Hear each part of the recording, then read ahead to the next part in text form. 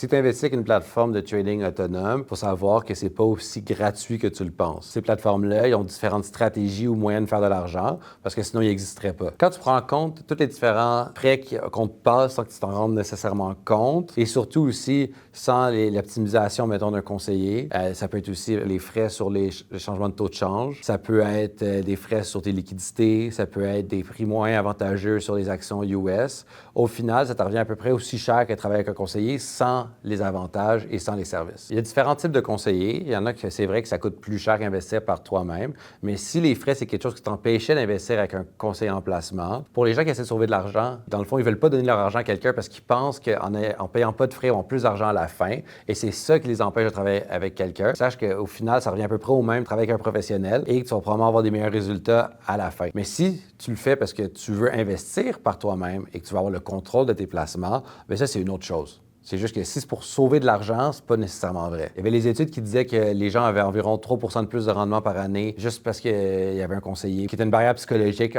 entre eux et leur placement. Donc, c'est différent de devoir appeler quelqu'un pour faire un changement dans tes investissements que peser sur un bouton sur une application pour retirer l'argent. Donc, ça évite les erreurs, ça permet de discuter, mettons, des différentes stratégies, voir si c'est la meilleure décision ou non, et ensuite prendre une décision plus éclairée. Et après ça, il y avait d'autres études qui démontraient que tu peux avoir de 29 à 40